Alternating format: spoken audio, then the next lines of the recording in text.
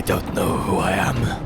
I don't know where I am. All I know is I must kill.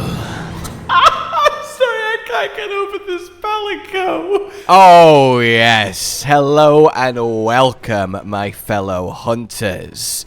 Who's ready for some full Wilds hunt gameplay? Start to finish, everything included. This is exciting. Of course, today is the start of Gamescom proper. Everyone's playing the public Wilds demo. Capcom themselves have done a few hunts for us. And yes, we are there. As I said earlier, we will be getting our own private bit of footage hunting for you guys that'll be appearing in the next day or so. Likely Friday, all being well. But in the meantime, there is still so much to look at, so much new information, new details, mechanical confirmations, reveals, just it's non-stop.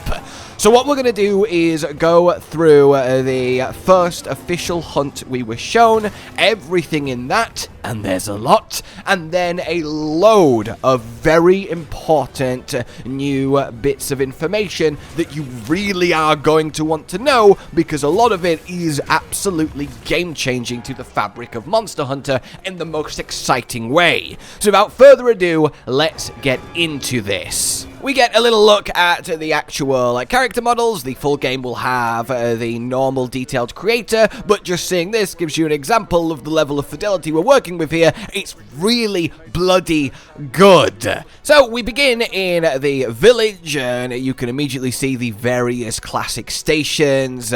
You've got the item shop, you've got the blacksmith, you've got the canteen over there, and we have ourselves a hunt for an alpha doshaguma.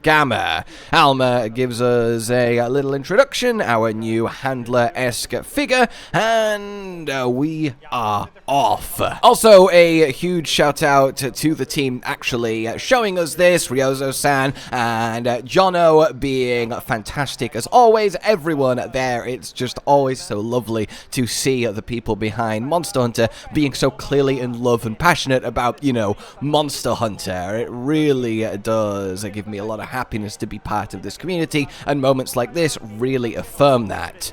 So it lets us know that we want to use a large dung pod to scatter a herd to peel off your actual intended target, which makes a lot of sense, and we are ready to set out on our secret.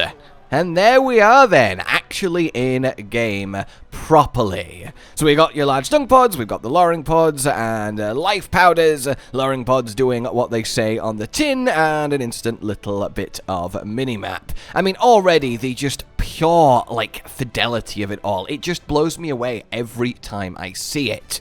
Now, there is a lot of UI going on, and that's something we'll talk about, because it's probably the one thing with the most mixed feelings that I'm seeing so far, and I do want to have a little bit of a chat on it. But for now, we get to go into the tent, which means we get to look at equipment, which means we get to have a little peep into something like armor skills. We get the info on your secondary and primary weapons. It's literally just an instant swap, and it does take like half a second to swap. You call your secret in, you swap weapon. It's very, very smooth. So, the actual equipment then. We have our primary and secondary slot, like we just talked about. The basic set is the Hope set, and you'll see instantly the UI is very worldsy, right? The same sharpness meter, the way the attack is displayed, and it does look like we are getting true raw displayed instead of a bloated value, so we can see more literally how good weapons are compared to each other. We don't need to do a little bit of quick math to get there, so that's definitely nice. And then you may also notice that, yes, weapons have skills. This great sword gives speed sharpening level 1. So we do have the world's skill system, but we actually can build in skills from weapons. which is interesting because it means your secondary weapon will also, of course, contribute, and if the secondary weapon skill is always active, then you might end up in a situation where you're just choosing your secondary weapon to add a skill that you want for your primary while never planning to swap to it. So I would assume that you don't get an active skill from your secondary weapon unless you're holding it, and at that point you lose the skills that your primary has given you, kind of like decoration slots in mantles when they're on or off, to circumvent that kind of obvious min-maxing that will happen. So we get a little cheeky look then at the actual armor going forward. We see the bowgun, we've got spread, we've got pierce, so we've got your wyvern blast, all things that we want to see, and a little bit of ballistics going on too. Then the actual armor itself, stun resistance, normal skills, looking good, all of the usual reses and everything that, but a big deal here and a big reveal and a big confirmation is both male and female hunters can use male and female armor models. You don't have to have a specific look depending on the gender of your hunter, which is awesome. We get to full min-max, and it really is a true evolution of the fashion endgame, and something I know Cotton is going to be absolutely thrilled about when he finally gets to learn the information we're learning now in like 5 months or so, or whenever Wilds actually happens in 2025. Oh, the poor guy, he's suffering not looking at anything on the internet. In any case, yeah, that is a huge step for the Monster Hunter series. Any armor on any hunter, and it's just a visual choice. So we see here then, this doshaguma armor does indeed give us a confirmation of set bonuses being back. This one being doshaguma power. We don't know what powerhouse exactly does, but it is nice to know that set bonuses are a thing, because I really do like them. It adds a little bit of structure to your set building, and doesn't make it a case of just selecting the 5 individual most optimum pieces of armor, because you might really need a set bonus, so you have to use 2 or 4 pieces of a, well, set instead, and that's an interesting decision to make. But also, there's not just specific monster set bonuses, there is generic set bonuses, i.e. set bonuses that you will get by wearing groupings of similar armor. The easy example is, let's say you wear 3 pieces of armor that all come from aquatic-esque monsters, you might activate a 3 set that is aquatic monster bonus, etc. So it gives a bit more, even more flexibility in that sense, so we can really mix and match sets, because you might wear a specific monster's piece of armor to get their specific bonus, but one might also double up towards a generic set bonus to kind of double dip on what's active, which I think is very, very cool. So our hunter is off on the hunt, and thankfully the best weapon has been selected. We'll get to see some great sword action. The smoothness of just, okay, we're off now on the hunt. We've just got on our secret, left the base, and here we go. And here the secret is automatically traveling to the doshaguma that we can see marked 193 away. And we also do get to see the fulgurite crystal, which, yes, is the rock formations I was talking about, thanks to our friend Ray Dow, and that is lovely. But seeing the secret do its acrobatic thing, hopping along, is great. It's very quick, it looks very efficient, and a really nice form of travel that gets you where you need to be in a visually pleasing way without you having to control it. We see the scout flies highlighting bushes here, and you can walk through them, which makes me think we do have the crouch down and you're all hidden and the monster loses track of you, has to sniff you out for a little bit, which is nice to see, and it's time to engage. So the ghillie mantle, you'll notice, has a big use in Wilds, because obviously it guarantees you getting your surprise attack off. Now I assume doshaguma is going to be one of the earlier hunts, so we've not seen any other mantles, so I do wonder if it's just ghillie for the surprise attack mechanic, and other mantles won't be returning, as it does look like the mantle is like a standard bit of kit here, the ghillie, but also it is just a specialized tool, which implies it's going to be more than one, otherwise why have its own category? In any case, let's do this thing. Vigorous, confirmed returning, along with the vitality plants, the various environmental effects to heal you, and then we get our pack of doshaguma. The alpha in the middle, we get our guaranteed sneak attack for 44 damage! It's very much low rank armor and weapons, the usual demo-esque setup that they do, and we do get this instant, you've started the quest because you've attacked the monster, and that's just really lovely smoothness. We're getting our actual attack names that pop up as well, because that option is on, and the one thing I will say is there is a lot of UI, but that's normal for a new Monster Hunter game demo that has everything enabled for maximum ease of use for someone who's not played the series, perhaps. Like always, you'll be able to toggle on and off what you want and customize it to be more simpler and clean.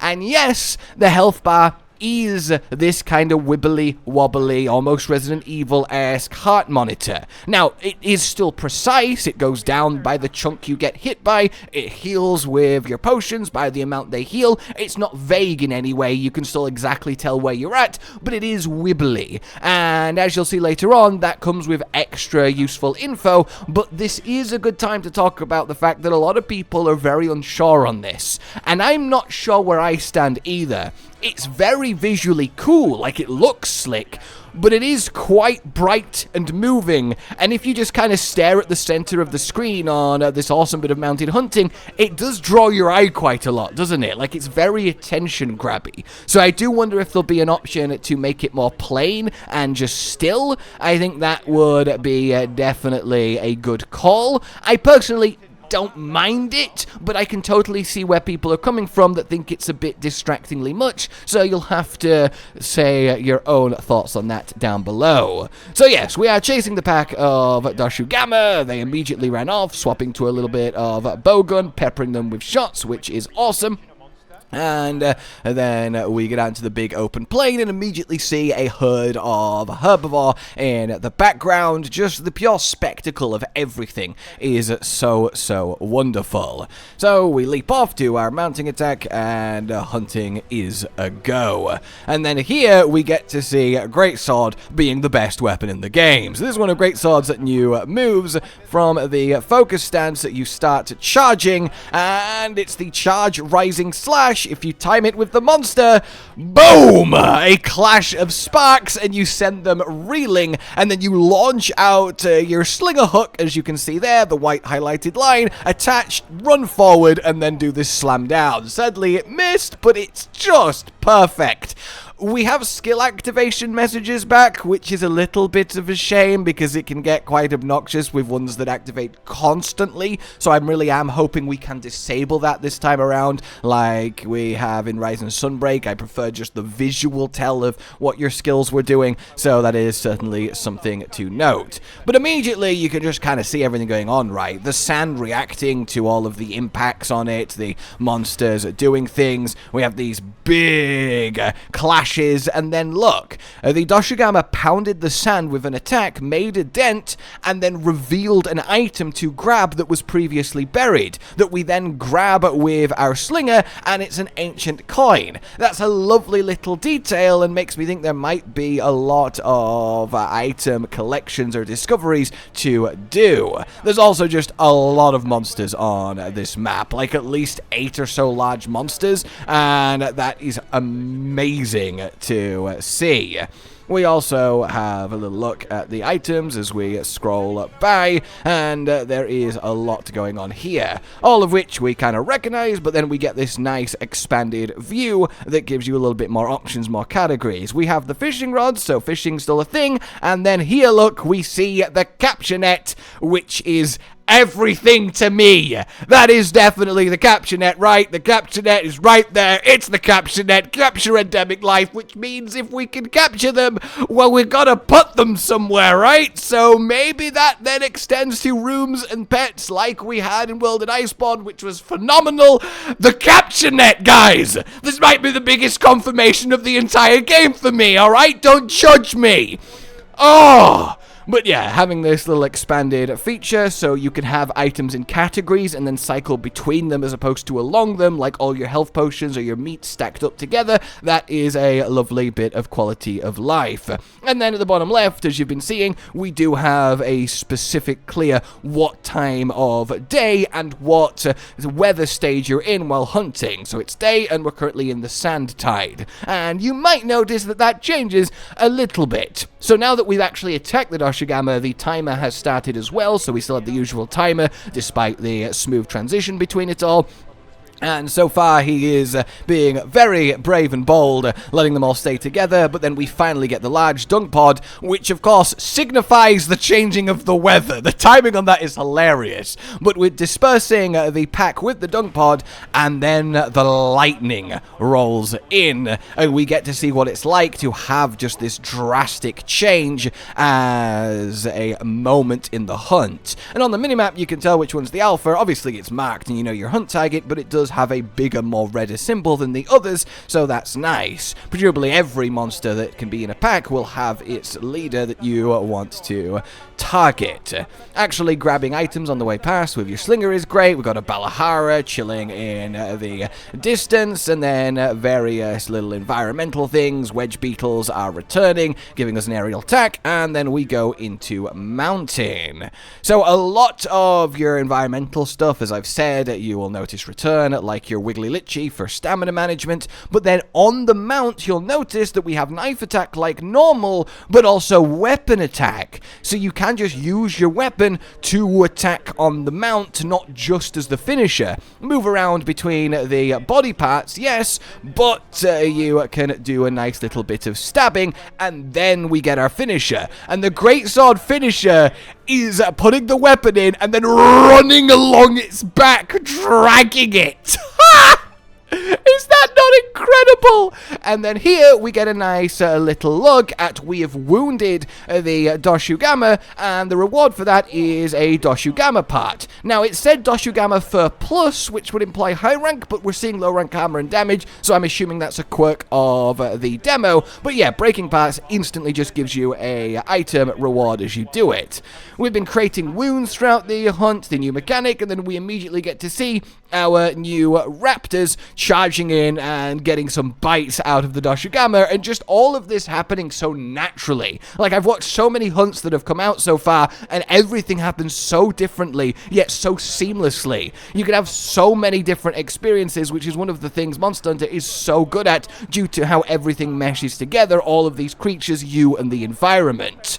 So we do get a spot of Raidao in the background, which is quite ominous, but it also provides a kind of tactical opportunity to go use it.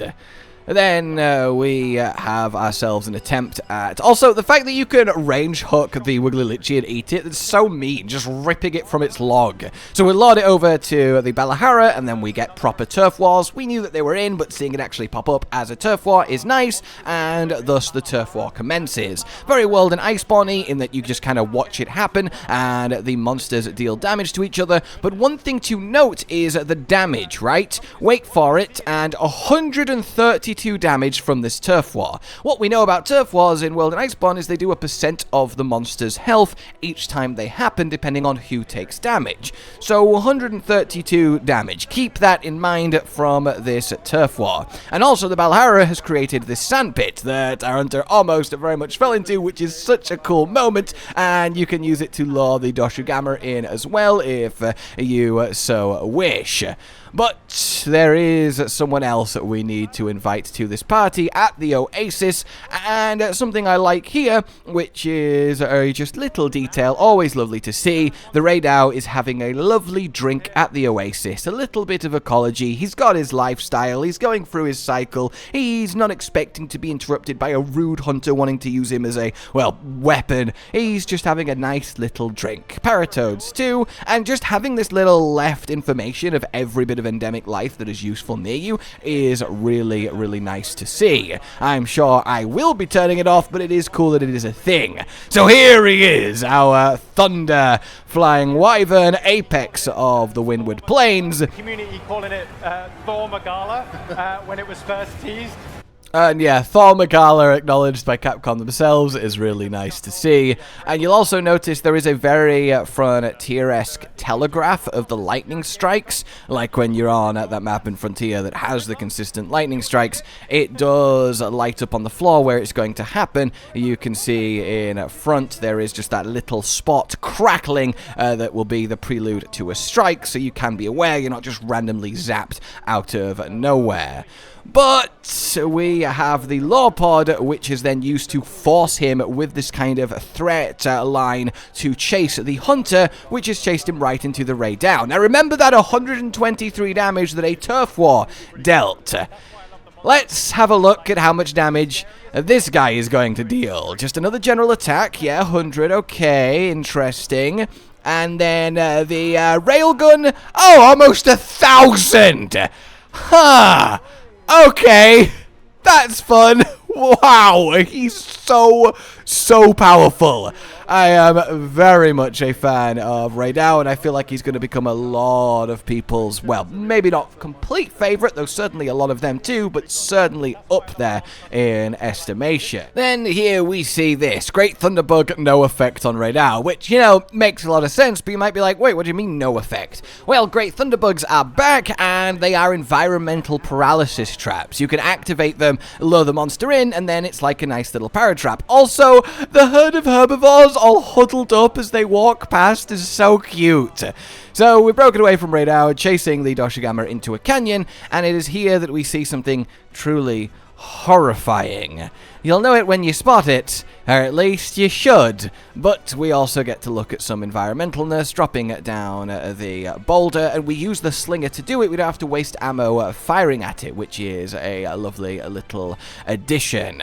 We get more part breaks, we get more items for doing that, and we get a helpless flailing bear to attack at our leisure, going into focus mode and seeing the wounds. And here you might see what I'm talking about. You see on the right, there's a new little buggy fellow. Yeah, we've got a new bug small monster, a new little mini Neopteran, and he looks like a beetle mosquito, and it's like, no, let's not just bring Vespoid back, let's make something even worse than Vespoid. And in that kind of fidelity, it is horrifying. Seeing great swords, slicing attack, many hits, so hey, elemental status great sword, and then a nice big damage as you go through all the wounds. So, talking of wounds and doshaguma, monsters have unique special mechanics to them. Doshagumas, for example, when he enrages, his muscles swell up and gets angry, but that also means that he forcibly reopens all of the wounds that you have done throughout the hunt, giving you a chance to use them and pop them again, which is really neat, and I'm very fascinated to see what other monsters have unique to them like that. Look at it. Look at it. Look at it. The wavy kind of strandy hair coming out of it.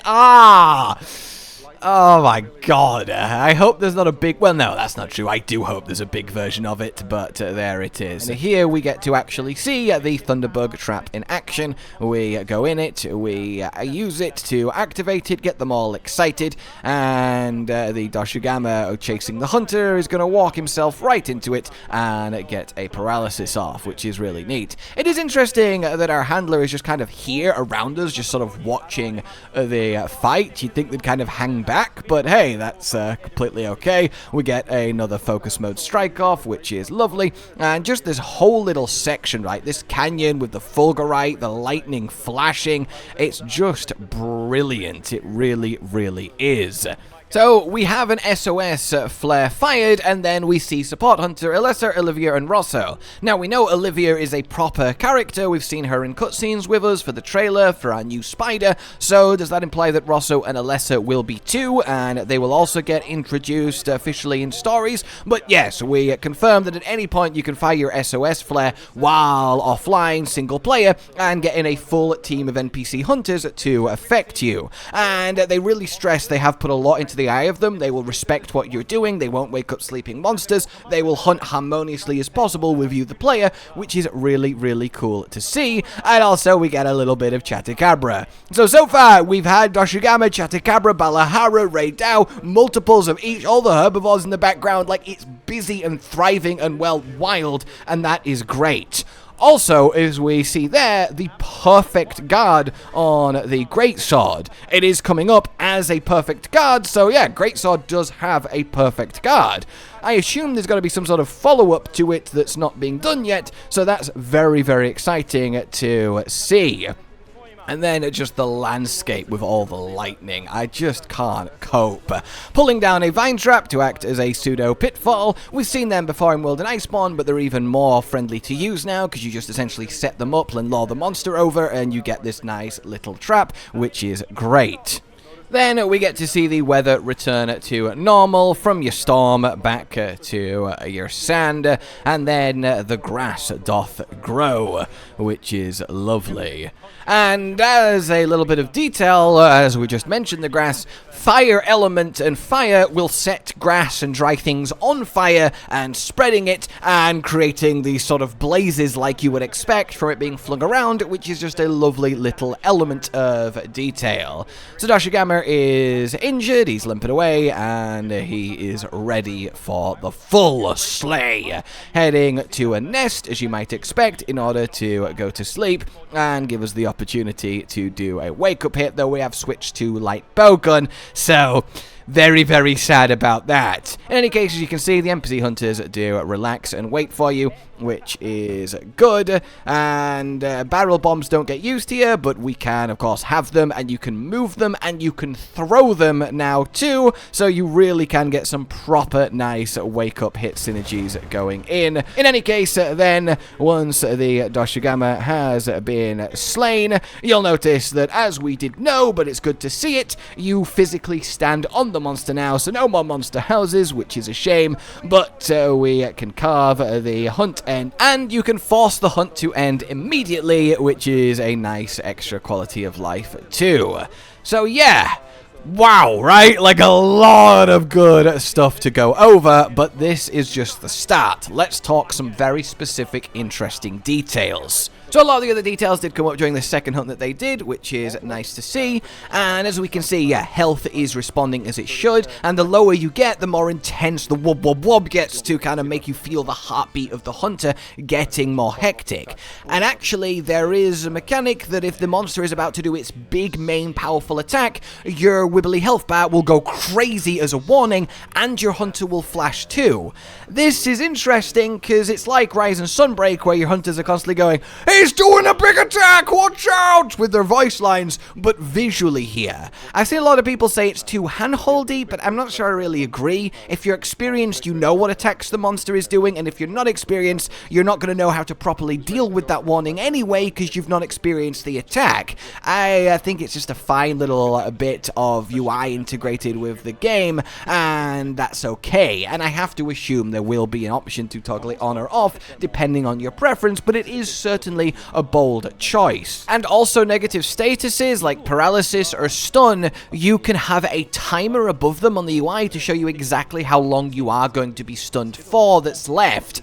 I'm not sure how I feel about that one, but it is a thing. It seems that most of the weapons will have some sort of timing reward attack, like the Greatsword Uppercut, that will let you play a lot more intimately around what the monster's doing, which is really nice to see.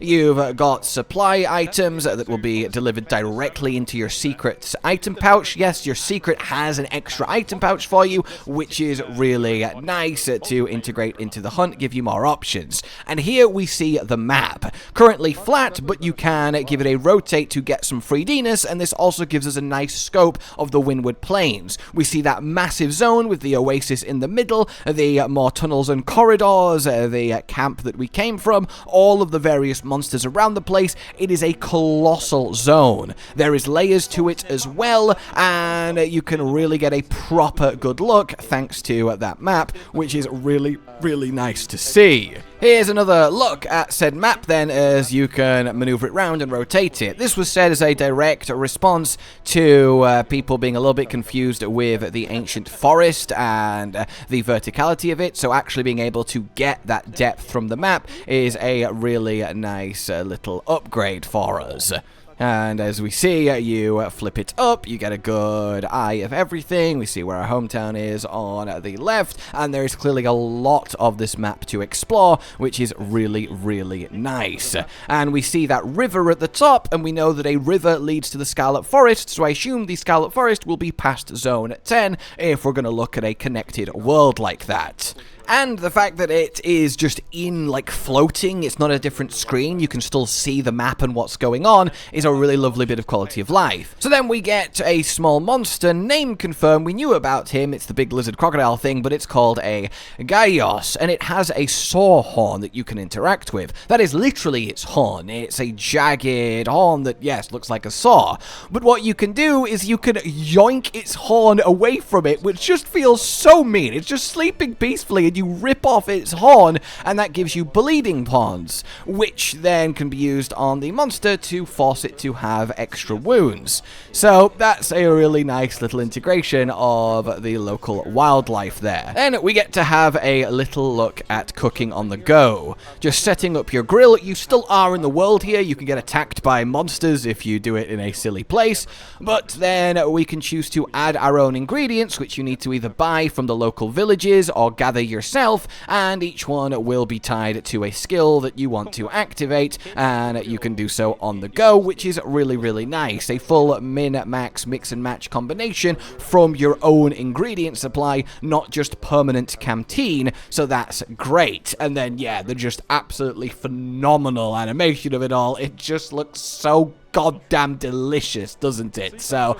that's really, really nice. On the go, proper skill cooking, you're not tied down to it, just lets everything flow that little bit smoother. So with the doshaguma killed once more, we actually get to see the end quest immediately. Function used, which does exactly what it says on the tin. It ends the quest immediately, and as we knew, but it is nice to see, just seamlessly, you're still just stood there. That's all well and good. You get your rewards. There's no like UI pop-up that you have to sort through. Everything is just continuous and flowing, and that is so excellent. So you can start a hunt by just hitting a monster and then the hunt starts, but you can also pop open your map and actually choose a monster that you want to hunt. And if while hunting this doshaguma, say you attacked the chatacabra on the map loads and injured it, you could then choose that chatacabra as your next actual quest, and it would have the injuries that you dealt to it while fighting the other monster. Things retain and remember while they're on the map, and that's lovely.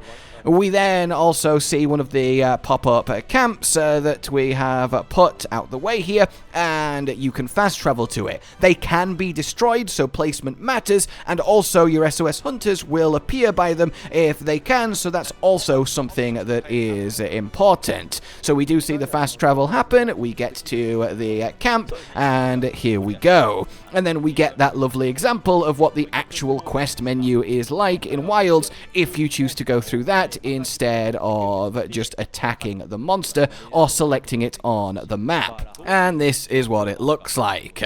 We have our little info levels, we have the rewards of what's going on, we can see what's it going to give us, and then different hunts of the same monster have different amounts of rewards, so you can choose the one that best fits for what you're actually after. So that's really, really nice. The environment affecting it, and then you just literally summon the quest. We'd go hunt this balahara, and you are good to go. So they really have integrated the quest board just into the flow of the gameplay, as opposed to a stage on preparing for your quest, and that is absolutely fantastic. I just wonder how story quests and introductions of new monsters are going to happen. That's something I really, really want to see. Oh, we do also get a name confirmation on our new wing drakes, which are the bownos. And it does seem like every single new little small monster has something you can like pull off it to give you a bit of slinger ammo, which again is just really mean, but that gives you your screamer pods. So it's a nice extra source of them while you're doing things. But yeah, other than that, we have reached an end for now. As I say, we will be bringing you more exclusive gameplay in the coming days. We'll be learning a lot more, and just generally, everything is phenomenal, is it not? Just wow on every level. Let me know what your guys' thoughts are. Let me know if you spotted anything that I have not talked about. And for now, like you've enjoyed this, subscribe and hit the bell for more. Consider supporting the future channel on Patreon down below. And until we meet again, a goodbye. Josh, Cotton, and Hollow with the videos, dropping the humor like a hammer on your tippy toes, bringing entertainment on a daily arrangement to take our insanity and turn it into entertainment. Yes, I said entertainment twice, to reiterate that it is nice to look into your faces on a mostly daily basis when you let us in your homes to make the whole world a stage. Goodbye.